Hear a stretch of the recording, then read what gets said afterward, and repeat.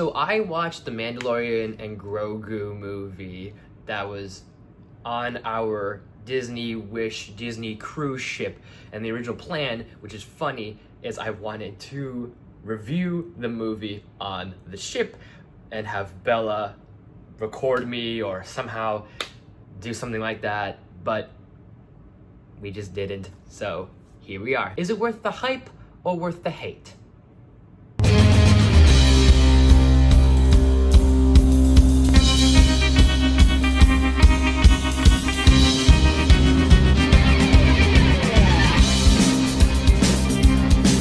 Hey there guys, welcome back to another awesome video, and today's review is going to be of the Mandalorian and Grogu. Obviously, the Mandalorian and Grogu. You have Din Djarin and Grogu. They're now doing more things for the New Republic, and they have to do all sorts of things associated with the crime syndicate involving the Hutts. So this movie is directed by Jon Favreau and Dave Filoni. It's from literally the two duo that have made the Mandalorian TV series, which we've covered all 3 seasons already, and they are talking about a season 4, which is interesting to me. And I'm glad to hear recently that there is still plans for that Mandoverse movie that they plan to do, because I was concerned that they weren't going to do that or tease that in this film, but I heard rumors that they're still going to do the whole thing with Mando teaming up with Ahsoka, and they're all going to fight Admiral Thrawn, and this whole big climax kind of culminating everything. So I'm really happy to hear that. But I will admit that there were a lot of great moments and a lot of great action sequences, but that's the thing, there is only some great action sequences and a little bit of action and a little bit of great moments here. Is the movie entirely bad? No. Is it entirely good? No. The big thing I will say for sure is a huge thing, which is an obvious thing, is that Pedro Pascal is Mando. I know everyone's on a Pedro Pascal hate, but he clocks in the work. He doesn't phone it in. He doesn't half-ass his performance. I buy into his character. Obviously, he's been doing this for years, but just for the movie's sake, without comparing the TV show and without having to go back and forth doing that, even though I will wind up doing that anyways, but just alone as a standalone Mando and Grogu movie, he does not phone it in. He clocks into work and he's always giving 110%. And that little Grogu puppet animatronic he always works with is so cute because it's an actual prop. It's a practical prop. It's not CGI. It's not all CGI.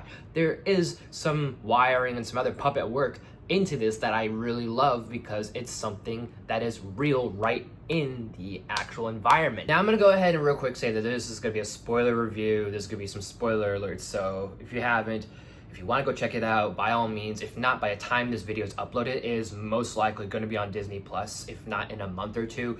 But still, you have been warned because there are some small spoilers a little bit. I know there's some things that are in the trailer, pretty much almost everything's in the trailer, but at the same time, there's still some small details that just kind of irked me a little. Fortunately, Mando is not alone in this adventure because he's going on these adventures dealing with the Hutts. So we have 2, I think, brothers or sisters related to Jabba the Hutt, since of course Jabba's dead.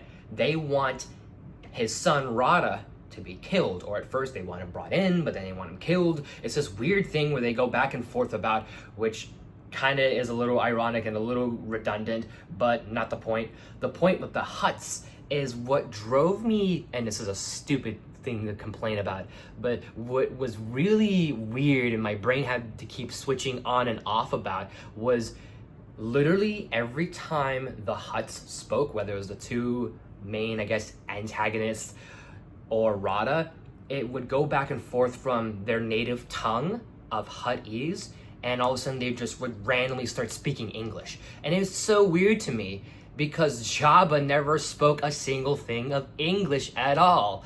And okay, you can do a whole thing where aliens know other languages and know English too, but I don't know, it just felt so off-putting hearing them speak English. And I know Rada has a voice actor or slash actor, and he's from The Bear, and you want to give him English dubs and dialogue and everything, but it just felt so weird having a Hutt speak English, and it just felt inconsistent. And there's a lot of things that are very inconsistent in this movie. The side characters, because we have Zeb Orellis, who's from the TV show Star Wars Rebels, and I'm glad that Steve Blum reprises his role. And not to toot my own horn, but like I couldn't help but smile at the fact that I met this man. I met this guy. But not the point. The point is that I loved seeing Zeb. I loved that he has a little dynamic with Mando. I wish there was more of that. I get it. This is the Mandalorian and Grogu movie. But it wouldn't hurt if you had a little bit more of Zeb Orellis, or maybe a little bit more of Sigourney Weaver, because I thought she was kind of cool. It's funny having her now in a Star Wars franchise or a Star Wars property. So I was like, cool, but she doesn't really do that much. And kind of the same goes for Zeb. Like, there's moments he shows up, and there's moments he doesn't show up. But again, minor little things. And speaking of minor little things, we have Embo, who is another character from one of the Star Wars TV shows, and he's a badass. And you're probably thinking to yourself, who is this guy? And you're right for saying that, because his name is never mentioned. He's such a cool badass. He doesn't really talk, which is fine, but he's never addressed as his name. So I feel like audiences that will watch this movie will kind of go, this is just some generic bounty hunter. But he's a lot more cooler than just a generic bounty hunter. If you know, you know. But they just call him Hunter, and it's like, he's got a fucking name. I feel like there should have been more of him, and the trailers marketed it as he was gonna be more of a threat, which would have been cool, like a dynamic between bounty hunter and ex-bounty hunter, like kind of like that showdown they had in the Book of Boba Fett with the sheriff and Cad Bane, like a one-on-one duel. I would have fucking loved that, but they kind of sideline him, which sucks a little. And I know the Empire is also kind of a little involved at times, and there's like another crime lord that's mentioned, and to be honest, I know they're featured in the TV show, but I kind of didn't really care about them that much. I'm not that I was looking for Admiral Thrawn or Moff Gideon, but I don't know, the two guys that we had just felt like just generic wannabes and kind of like one note, maybe a little more, but I don't know, to be honest. And another big thing that I felt was a little underwhelming, Mando is bit by this like giant snake that's poisonous, and he slowly is dying, and Grogu's trying to restore him to health.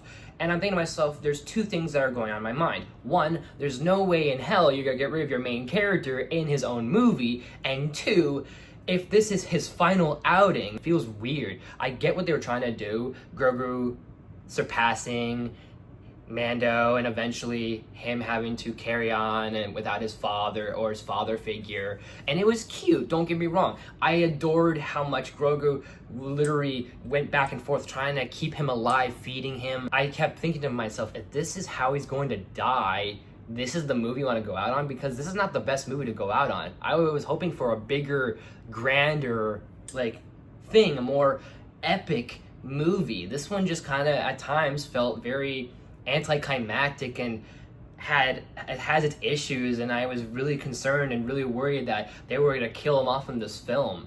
And of course they don't, but there's that concern, there's that worry that if they did, I was worried that this would be the last film he would go out on. And it's like, you go out on your first film outing, but also this is your final outing, and it's not even a great outing. I'm going to give the Mandalorian Grogu movie, I'm gonna give it at least a C minus. I might do a solid C, but I think a C minus feels a little, I'm torn between the two, because I was gonna originally give it a C minus because there was other rumors that they said that the Mando movie, Mandoverse thing was not going to happen, and that kind of bummed me out because of all the potential that was teased and other characters that were brought up in the other shows, and now it's not going to happen. That kind of would have detrimented this film, but I'm glad at least there is going to be hopefully more in the future, maybe a better successor. Also, I know this was probably too soon when this was in production, but I was so surprised we didn't get any reference or any acknowledgement about High Priestess Grief Karga.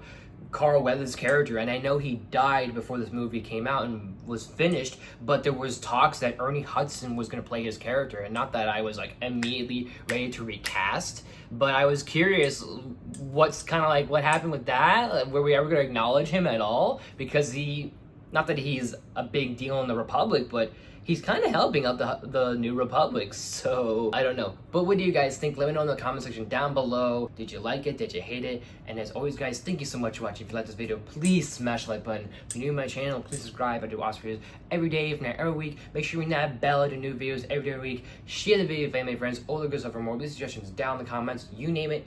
I'll look to do as best as possible. There's more movie reviews for you guys. More things to come your way. So thank you guys so much for watching. I will see you all next time.